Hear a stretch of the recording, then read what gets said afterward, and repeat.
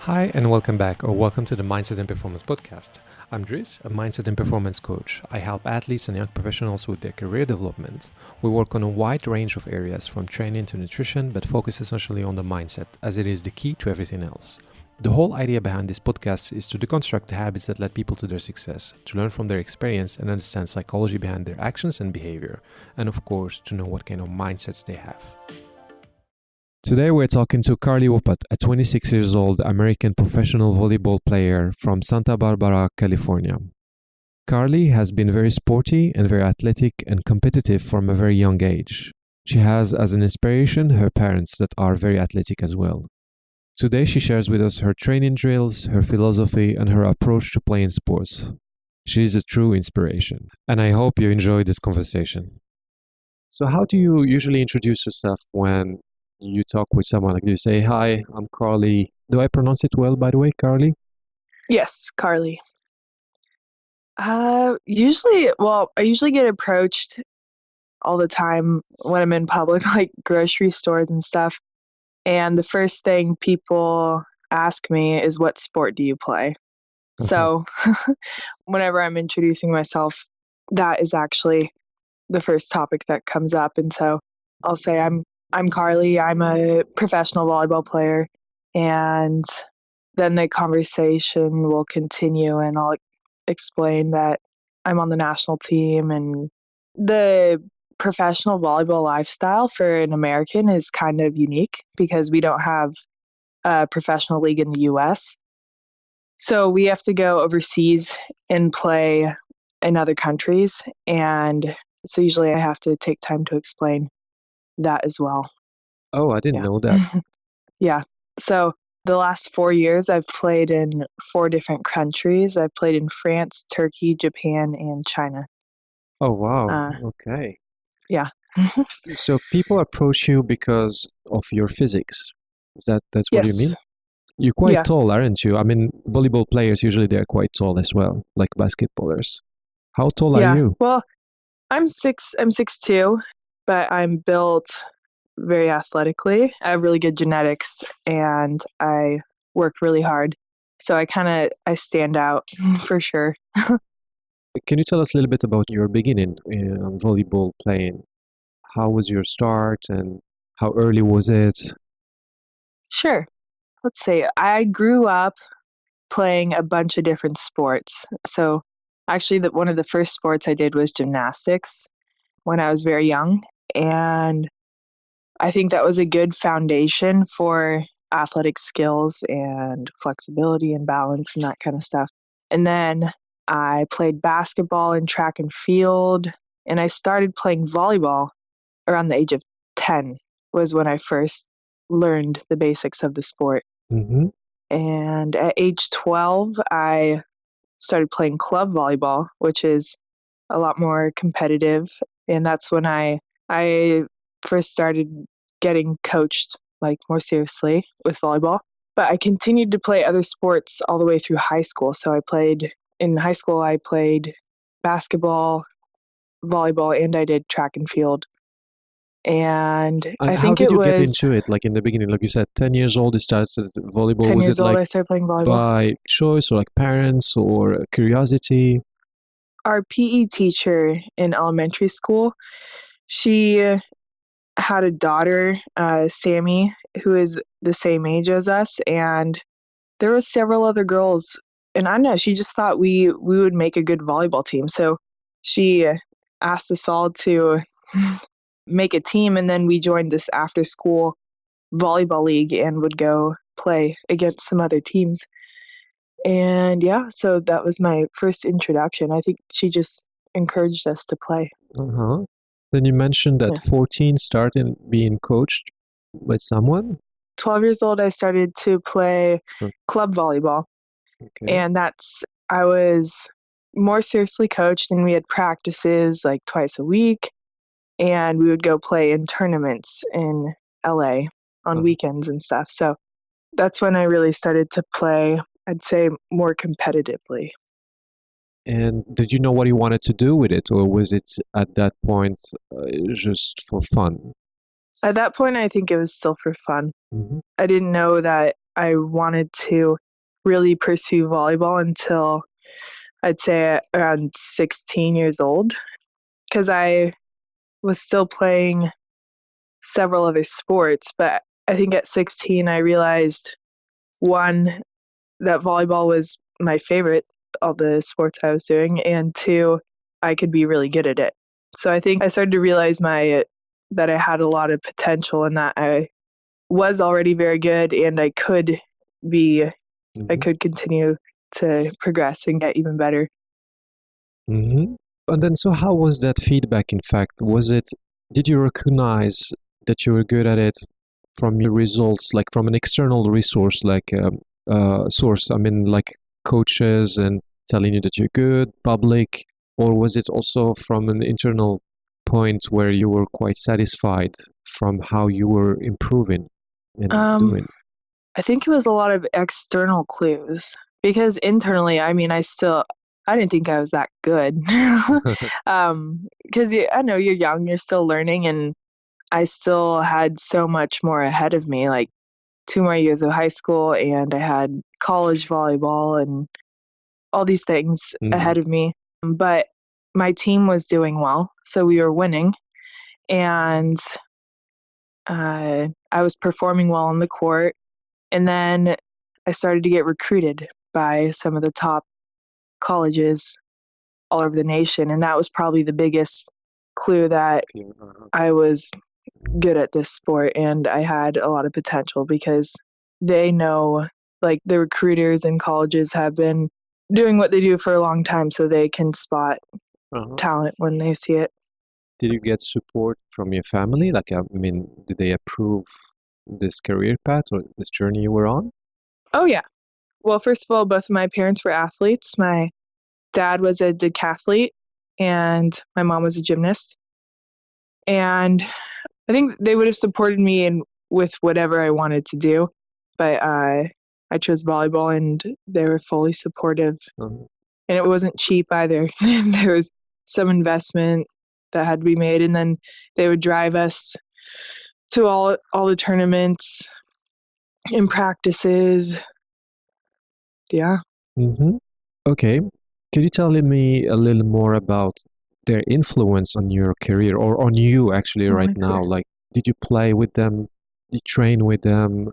Is there any words that you can recall that they keep on saying to you? Well, my dad, he coached me a little bit growing up, but neither of them knew volleyball really well. So he coached me in basketball and he coached me in track and field. And I don't know, I think just it's hard for me to look back and pinpoint things, but I think the way he coached me was really good. And he encouraged us to just try our best and always give full effort. Did he say it Um, verbally? Like, did he say always keep on doing or? oh, yeah. Yeah. And I know there's really good work ethic, and I think it's instilled in me from my parents, also just by example, because the way he goes about his life and the way he pursued athletics, I just had that as an example growing up. So, I mean, verbally, but also there's nonverbal Yeah. communication in that way. And so, yeah, I Mm-hmm. think I just had, Yeah. Would you say that was the your mentor, or did you had a different mentor perhaps? I definitely considered my dad one of my idols when I was growing up with sports and stuff. And he taught me how to work out, like how to lift weights. He was the first one who introduced me to a weight room. Uh-huh.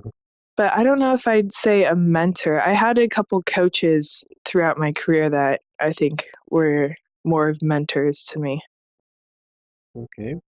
And how to say, like, now you're playing, it's your full-time thing, right? Like volleyball is your full-time thing. Yes. Would ever anybody ask you what are you after when you play? What drives you and what motivates you in volleyball playing? What do I say? Yeah, what do you say? What drives you? What are you after actually when you play? So that's a good question. We actually did, with our national team, we did an exercise earlier this summer, and we were asked the question, what is your why? Uh-huh. So why are you here right now in the national team gym training every day? What's your purpose in all this? And so we all had to think about our why. And then we had a big team meeting, and everybody had to go up one at a time and stand in front of all our teammates and coaches and trainers and say our whys. And it actually ended up being a really emotional experience for everyone Wow. because it got like really deep. And I think when you take the time to really think about your why, that's when you have so much more power to do what you do. So I think it's a really Absolutely. it's a very important question to ask yourself. For me, my why, I think it was broken down into three main parts. The first one is, I'm trying to remember the three parts. The first one I think is just the connections I make with everyone. So it's all said and done. Like, say you're pursuing the Olympics and you want to win a gold medal and all this stuff. When it's all said and done, I think the connections you make along the way are one of the most valuable things. So all the girls in the USA gym and the coaches, they're all just incredible people, and I really value my relationships with them. I want to just keep those relationships for the rest of my life. So those connections are important to me.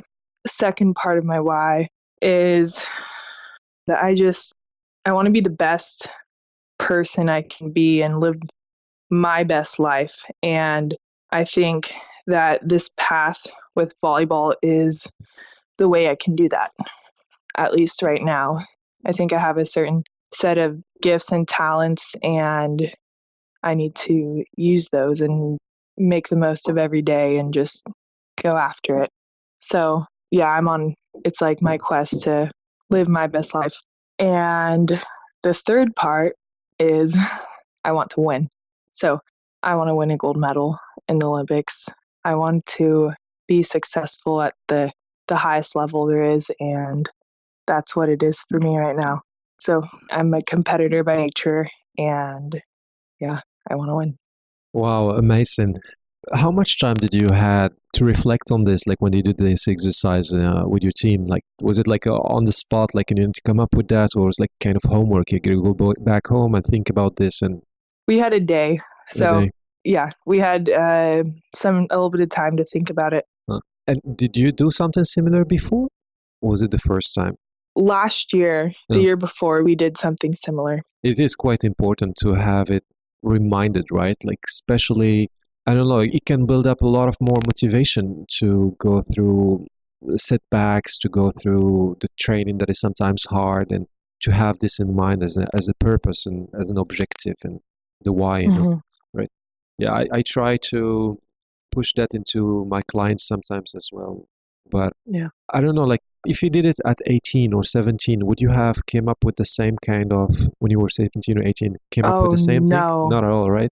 No. I mean, if you asked me that question when I was 18 or 17, I would probably have a very hard time answering it. Coming up with it, But I think the most important thing is that you just start thinking about it. yeah. So even if you don't have a clear answer, think about Yeah. why you do what you do. And it gets clearer as you get older, but it also changes. So maybe next year my why will be slightly different. I think it depends on Uh-huh. your values and where you are in your life. Yeah. Yeah. And how satisfied are you from your athletic career today? If you want to put a number on it, 10 being super satisfied, and what number would you come up with here? Probably a 3. A 3. Okay. Yeah, I feel like, I mean, if you looked at my career, I've had a great career so far and I've been successful, but I still feel like I'm just starting. Like I have Okay. Mm-hmm. so much more ahead of me. How would a Yeah, 9 or 8 look like? What would you be doing? What would you be seeing and hearing around you? a 9 or 8. Well, I would be competing more with my indoor national team and winning with my team. I'd be playing in the Olympics. I haven't had a chance to play in the Olympics yet, my goal is to win a medal in the Olympics as well. And I haven't mentioned this, but I love beach volleyball as well. And so once I am done with indoor, I want to switch to beach and also go to the Olympics for beach volleyball and win a gold medal. And play in other well-known tournaments and do well. So I still feel like I'm kind of like almost on the edge. I'm very close to being there. Yeah. So what would you say is stopping you or need to happen in order for it to become already a 9 or a 10? Is it just a matter of time and practice, or is it somehow some things that you need to be doing differently when it comes to training, or I don't know? I think it's a matter of time. It's honestly a matter of patience and resilience for me especially. I'm good. I'm not the most patient person, but I have learned that this is something I want to pursue. If there's anything big that you want to pursue, it's going to take time. And you have to just be willing to be in it for a long haul. It's not going to be a quick race. It's going to be a marathon. And right. I mean, if you look at all the greats in the world in sports and stuff, they didn't get to the top overnight. It took time, and it took consistent effort and resiliency. So what would you call the mental skill there that someone needs to have? I think you have to be good at, you have to have a growth mindset and focus, I guess, also resilience. Yeah, focus, and you have to be good at failing. Feeling, okay. Yeah. So in any sport, you're going to fail a lot throughout your career and throughout your lifetime. And you have to look at it as simply a part of reaching success. So every time you fail, it's just an opportunity to learn and an opportunity to get better. And you can't let it bring you down. You just have to keep climbing that ladder and using every opportunity to get better. And eventually, you do reach success. It takes time. And I think a lot of players give up at some point because they fail and they let it get to them or drag them down. So how did you learn these skills? Like, was it through experience, or was it, I don't know, worked, for example, with a sports psychologist or your actual coaches, or how did you learn these? I think through experience. And then how do you deal with pressure, for example, competition pressure or stress? Or actually, I do really well with competition pressure. It makes me like I thrive on it. It actually brings out more in me. So I like it. Do you have specific drills or practices you do to prepare for it? To prepare for it? Mentally, I mean. Yeah, I usually have a pre-match routine. So I like to write about, like, usually before or even before practices, I'll pick 3 things I want to focus on. And I'll do the same for matches sometimes. I'll think about a few things I want to focus on in the match. And I'll take the time to visualize. So I'll usually lay down somewhere, close my eyes, and I'll go through the match and visualize myself hitting certain attacks, angles, going through my blocking moves. And if we have like a game plan, I'll visualize myself executing the game plan, and also go through certain scenarios. Like, say I make a mistake, I'll visualize myself making that mistake and then how I react from it. And you're talking here about training time and also before the heat, before the game, before the match, right? Yes. Both. Yeah. You do that both before and... More so before matches, but I'll do before training is actually when I do a lot of more mental preparation for what I want to work on. In matches, I sort of free up my mind to just play, but I'll visualize more beforehand, just myself going through all the motions, and then when I go out, I can just play without thinking so much. And I think it's important to do that, to just go out and compete when it's time. Yeah, it is indeed very important. Actually, I've been just talking to my clients about the importance of doing the pre-heat. He's a surfer. Pre-heat Hmm. drills and also the post-surfing heat drill also to recognize the emotion that he's going through, but also how to let go maybe with some frustrations, maybe from not making his score or something like that. Quite important, Yeah. affecting directly the emotional side, which will impact the actions and ultimately the results you get from that game. Yeah. How do you train? I mean, how often do you train, like to build that body that you have? And let's say the physical side, how often do you train? Every day. So I usually give myself one rest day a week. Like this week, I'm playing in a tournament, a beach tournament on Sunday. So I'm giving myself Saturday as a rest day just so I'll be fresh for the tournament. But leading up to it, I'm practicing, so playing every day at some point for 2 hours. And then I go to the That's gym. including gym. Oh yeah, I was gonna ask if it includes the gym. Okay, so two No, hours no. training, So technical. Yeah. 2 hours training technical, and then usually in the morning I'll do that. And then in the afternoon, day, Wednesday, Friday, I'll go to the gym and weight train for 2 hours. And then on Tuesdays and Thursdays in the afternoons, I'll go do like yoga or something else that's not as much impact. So, yeah, I do. I train a lot every day. Do you have also morning routines? Yes, I wake up pretty early every day. I started to, I don't do this every day, but I started to wake up sometimes at 4:44 a.m. Wow. Still dark, because, right? yeah, it's still dark out. But I got the idea from one of my friends who started to wake up at 4:44 with a Marine friend of his, just as a sort of discipline, because it gives them the time to do their morning routines before they have to start the rest of their day. And so I started to do it and I really liked it because I usually train really early in the mornings. So if I wake up at 4:44, I have 2 or 3 hours to get my mind right for the day and just knock out this morning routine. So I'll usually wake up and sometimes I'll take a cold shower. It's getting so cold here Can that imagine, yeah.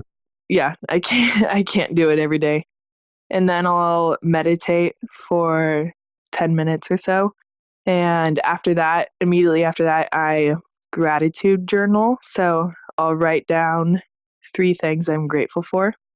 And I usually elaborate quite a bit for each one. So that really, I don't know, just reminds me of how much I have in my life already and how much I have to be grateful for. And it just sets up a positive mindset for the day when you think about how much you already have in your life and what to be grateful for. I think it's really a healthy exercise to do.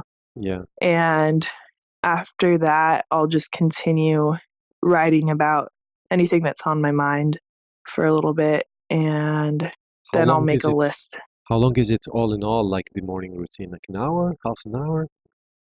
Usually 1 hour or 2 hours. Okay. Well dedicated for it. Then you said list. Yeah. So then I'll make a list of all the things I want to accomplish that day. Mhm. Both And then I'll, for volleyball and personal. for volleyball and personal, just Mm. because there's always a lot of other things I need to get done.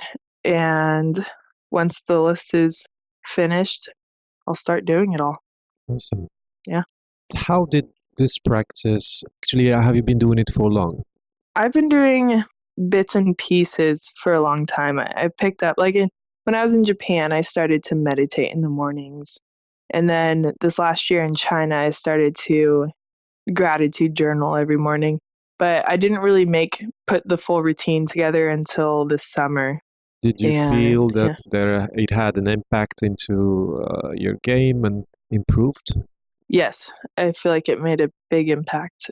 Hmm. I I know just with my motivation and enthusiasm, I just feel really good. Awesome. How about nutrition? I'd say I just eat a lot of natural foods, so I don't eat a lot of processed foods. I eat a lot of vegetables and meats, eggs, some fruit. Okay. And okay, a couple of more questions regarding the routines. How about Okay. reading? Do you read? Yes, I love to read. What do you read? Right now, I'm reading Zen and the Art of Motorcycle Maintenance. It's a philosophy book. But yeah, I like to read a lot of nonfiction, anything Like self-help that, books, you mean, or personal development, things like that? yeah, I like Mhm. to read personal development books. I also like to read autobiographies, and anything that I feel like could be of use to me, basically. So I'm always kind of looking for things that I could find useful or apply to my own life. So what else do you do besides training and volleyball? Like, how does your personal life look like? I mean, for example, what do you do for fun? Do you travel sometimes? Let's see, I love to travel. I haven't been able to go anywhere for a while. The last place I went was Hawaii. I might go to Brazil in December, but I love to go like camping and backpacking. I play the guitar, Mm-hmm. so that's a really nice activity to do in my downtime. I like photography a lot, and I have a GoPro also, so I always have a good time making videos or taking pictures of adventures or travels and stuff like that. I spend a lot of time with friends, so we'll have a barbecue or go do a bonfire on the beach or something like that. If you didn't choose this career as a athletic person, like, what do you think you would have done if, yeah, Well, when I am done playing volleyball, which right now I don't think will be for a while, I want to become a firefighter. a So, firefighter? Wow, interesting. yeah, yeah. So I'd have to get my EMT Mm-hmm. and go through the whole process, which is actually pretty intense. There's like firefighter academy that I'd have to get through, and then have to go to interviews and go through all these exams. So I already did a lot of research on it and have talked to a lot of people, and I think it would be a really good career for me. I would enjoy it a lot. Is this the plan for after the athletic career? Yes. Awesome. So yeah, I guess you'll be Yeah. taking a lot of learnings from this athletic career that you're gonna put into life as well, like in many ways. Oh, yeah. I think athletics are probably one of the most important things you can do, especially as a kid. I think you learn how to work with others, even when it's difficult or you don't agree with them. You have to work as a team.